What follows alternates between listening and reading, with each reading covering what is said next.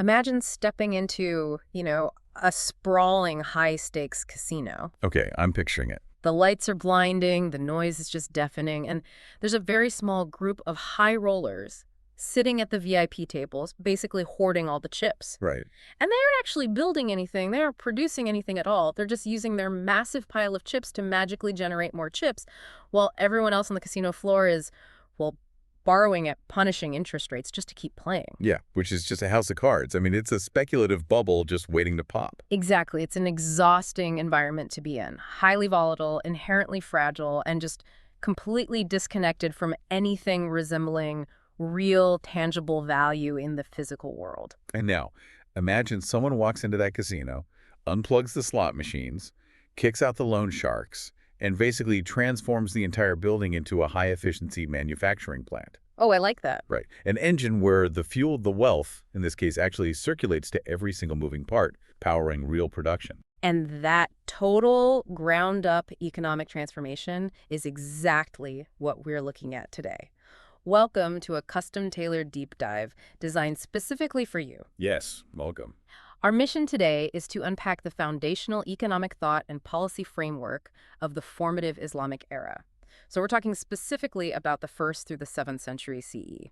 And we have a really fascinating stack of historical texts and economic analyses in front of us today. I really do. What we are exploring is how a rapidly expanding society tackled systemic economic injustice. Because according to these sources, they essentially moved an entire region from that fragile, speculative economy based on hoarding to a pioneering system anchored in free markets, robust labor rights, and a highly structured welfare state. And just to be crystal clear right up front with you, the listener, we are looking at this purely as a historical case study of market design and macroeconomic realignment. Exactly. We are imparting the historical concepts found in our sources completely impartially. Right. This isn't theology. It's a lens to examine economic policies that, honestly, feel surprisingly relevant to structural debates we're having right now. Very relevant. But to understand the economic solutions the texts describe, we first have to understand the sheer chaos of the environment that preceded them. So we're starting in pre-Islamic Arabia. Right, an era historically referred to as the Jahiliyyah. Yes, the Jahiliyyah. So what did this economic landscape actually look like on the ground? Well, the pre-Islamic Arabian economy, particularly in trade hubs like Makkah, was characterized by extreme individualism and a really massive concentration of wealth. Like the high rollers in the casino. Exactly like that. You had elite merchant clans who completely controlled the trade routes. But the defining feature of this economy, the actual engine of it, was a deeply entrenched system of unchecked usury. Unchecked usury, meaning loaning money at exorbitant interest rates. Right, known in the text as Riba Al-Jahiliyyah.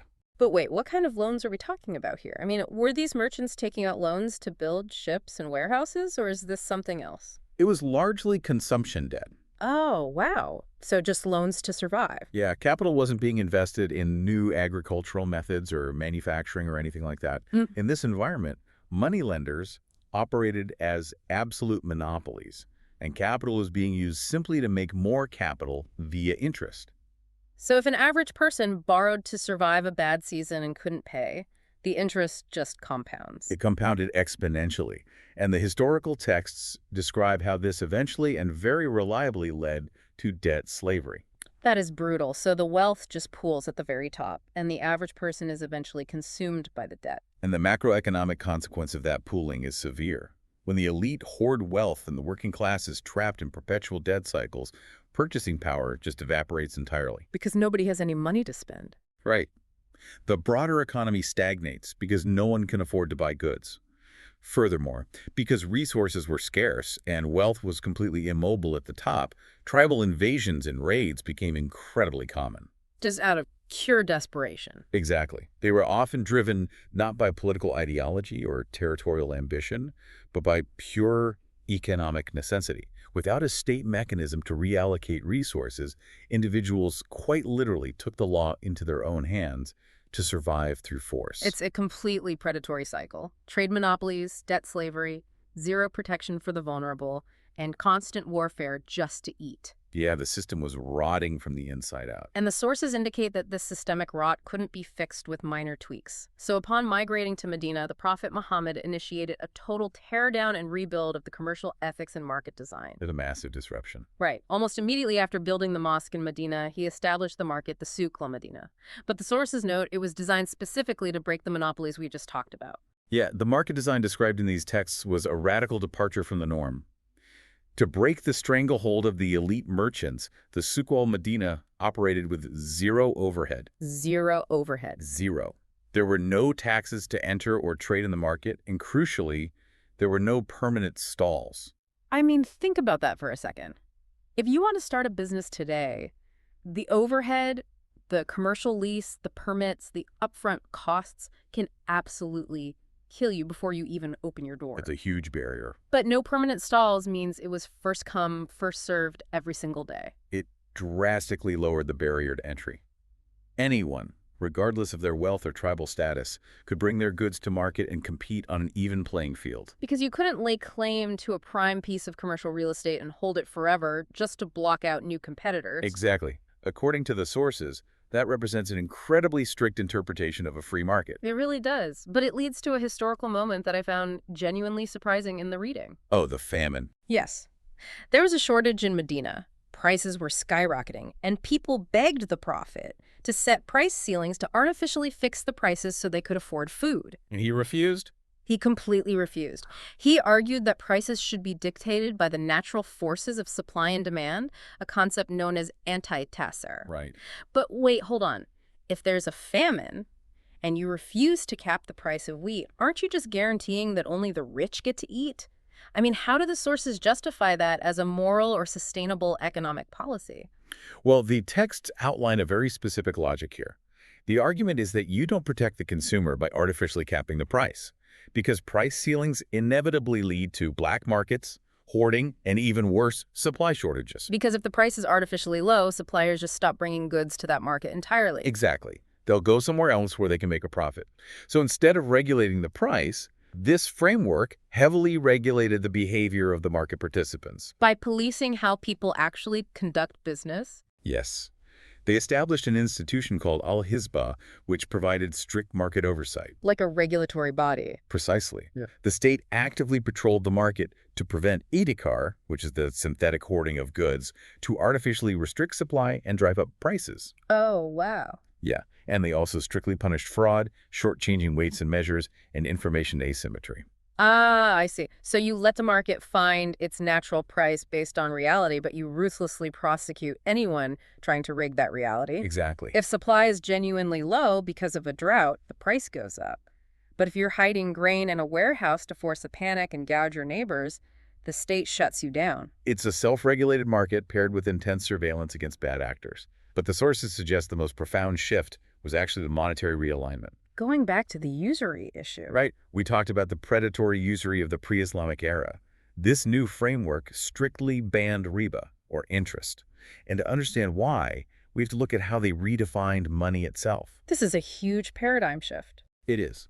Money was strictly designated as a measuring tool, a unit of account, and a medium of exchange. It is the tape measure you use to measure the wood. It is not the wood itself. Exactly. You should be able to buy and sell the tape measure to make a profit. Right, because when money is treated as a commodity to be traded for itself, you get those speculative, highly leveraged bubbles like the casino we talked about. Right. And by banning interest, the framework forced capital to take on real-world risk if it wanted to grow. They replaced interest-based lending with Mudarabah, which is profit and loss sharing. Let's put the listener in those shoes for a second. If you are a wealthy merchant in this era, under these new rules, you can't just lend someone 100 gold coins and demand 120 back next year, regardless of what happens to their business. Well, you can't. Under Mudarabah, you provide the capital, and the entrepreneur provides the labor and expertise. Okay. If the venture makes a profit, you split it based on a pre-agreed ratio. But if a venture fails, you, the investor, lose your financial capital, and the entrepreneur loses their time and effort. So finance becomes directly anchored to real-world production and real-world risk. Capital can no longer just sit safely on the sidelines. It has to get its hands dirty in the actual economy. And speaking of getting hands dirty, the labor rights established in this era are really fascinating because of their macroeconomic knock-on effects. They were very progressive for the time. Yeah, the regulations demanded contractual transparency. Wages had to be clearly agreed upon before any work started. Workers had to be given manageable tasks, and there's a famous directive in the texts to, quote, pay the worker his wage before his sweat dries. Immediate compensation. Right. So to understand the economic impact of that, we have to look at how money moves through different classes of people. Well, imagine you give $1,000 to a billionaire. Okay. That money likely goes into an offshore account or a stagnant asset and just sits there. It doesn't do much. But if you give $1,000 to a construction worker, they spend it immediately. They buy groceries, they pay for car repairs, they buy new shoes for their kids. Exactly. The money immediately flows back into the local economy. Economists call this the marginal propensity to consume. Lower income brackets spend new income almost instantly. Yeah, and when that money changes hands rapidly from the worker to the grocer to the shoe merchant to the farmer, economists refer to that as the velocity of money. Right. By ensuring that wages are transparent, fair, and distributed immediately before the sweat dries, this policy drastically increases the velocity of money within the microeconomy. Because rapid wage distribution means rapid consumption, which stimulates the local merchants who then hire more labor. Exactly. Protecting lower-class purchasing power ensures the engine keeps running smoothly. Okay, so you have this thriving, high-velocity economy working in a vacuum, the city-state of Medina. But history tells us that over the next few decades, under the first caliphs, the Khulafa Rashidun, this territory rapidly expands into a massive empire spanning multiple continents. A huge, huge expansion. So how does a hyper-local zero-tax market survive becoming a multi-continent empire without just collapsing into bureaucracy? It required highly adaptable fiscal policies. And honestly, the system faced severe stress tests almost immediately. Like what? Well, when the first caliph, Abu Bakr, took leadership, he faced the apostasy revolts, or the Ridda. Many tribes declared they would remain Muslim, but they refused to pay the zakat, the annual wealth tax, to the central state. They just didn't want to pay the tax. Right. They viewed it as a personal loyalty to the prophet, not a permanent ongoing tax. And then Abu Bakr essentially says, no, this is a non-negotiable pillar of the state. He recognized this as an existential fiscal threat. The zakat was the primary mechanism for wealth redistribution. He enforced its collection, establishing the principle that taxation for social welfare was a compulsory state right. And he was intense about it. Very. He enforced such strict fiscal discipline that when he died, the historical accounts say he left only a single dirham in the Baitul Mal, the state treasury. 1 dirham. Just one. He flushed everything back into the economy. Talk about a zero-balance budget. But the scale of the economy truly exploded under the second Caliph Umar, didn't it? It did. When the armies conquered the vast, incredibly rich agricultural lands of Iraq and Syria, the soldiers demanded that the land be divided up and given to them as spoils of war as ghanima. They wanted to own the land they just conquered? It was the standard practice of warfare at the time. But Umar looked at these vast territories and realized that if he gave the land to the soldiers, two disastrous things would happen. Okay, what were they? First, the soldiers would become wealthy absentee landlords, losing their military readiness. Second, and more importantly, soldiers don't know how to farm. Agricultural productivity would completely collapse. Oh, that makes me think of a corporate buyout. How so? Well, imagine a massive conglomerate buys out a highly successful manufacturing factory. The new board of directors demands that the factory floor be carved up and given to them as a bonus. Right. But the new CEO in this case, Umar, says, absolutely not. We're keeping the original management team and the original line workers exactly where they are because they're the ones who actually know how to run the factory. You just pay us a dividend from the profits. That's a really great way to look at it. Umar created a new system called the Kharaj, which was a commercial land tax. He kept the original skilled local farmers on their land. Smart. He guaranteed their property rights and protection, and in exchange, they paid the Kharaj a proportional tax based on the land's yield. Which changed the whole trajectory of the region. Completely. If we look at Europe during the Middle Ages, the dominant economic model became military feudalism, where warlords owned the land and local populations were reduced to serfs, which stunted economic growth for centuries. Right. Umar's policy actively prevented that structure. By keeping the experts on the land, agricultural productivity soared, creating a massive sustainable revenue stream for the state treasury. And the state didn't just sit on that predictable revenue either. The sources highlight how the third caliph, Uthman, utilized this growing capital. They're very innovative with it. Yeah, he permitted the private payment of zakat on liquid wealth, trusting citizens to deploy it locally to reduce bureaucratic bottlenecks. And he engaged in massive strategic capital expenditure capex. Building infrastructure. Exactly. He funded unprecedented maritime and physical infrastructure to stimulate private sector commerce. And the evolution continued under the fourth caliph, Ali. The historical texts emphasize that Ali focused heavily on the integration of different societal sectors, treating agriculture, trade, and civil service as a synergistic ecosystem. He saw the big picture? Yes. And he aggressively protected citizens from overtaxation. There is a very famous letter Ali wrote to his governor, Malik al-Ashtar, where he outlines a distinctly humanistic approach to taxation. Right, I read that. That's the letter where he prioritizes land development over tax extraction. Exactly. He basically argues that you can't harvest taxes if you don't first cultivate the land, and he strictly prohibited tax collectors from seizing a farmer's winter clothes or their tools of trade just to settle a tax debt. You don't confiscate the means of production. It's very forward-thinking. Ali also implemented a radical policy of periodically zeroing out the state treasury, redistributing all the funds. Kind of like Abu Bakr. Similar, yes. But this was specifically to prevent the state from accumulating too much capital and turning it into political leverage. By zeroing out the treasury, he ensured that wealth was constantly flushed back into the real economy, preventing the state from becoming a monopoly itself. So what does this all mean when we put the pieces together? We have this massive revenue engine running across continents, driven by free markets, anti-monopoly laws, and smart land management. A very powerful engine. But the revenue wasn't hoarded. It was deployed through a highly structured welfare system. The texts call this concept Adala Ijtimaiya, or social justice. How did the actual mechanics of this welfare system operate? Well, the cornerstone of this welfare state was the zakat. It is vital to understand that zakat in this framework was not merely voluntary charity. It's not just throwing a few coins in a collection bin. No, not at all. It was an earmarked, institutionalized tax specifically structured to redistribute wealth.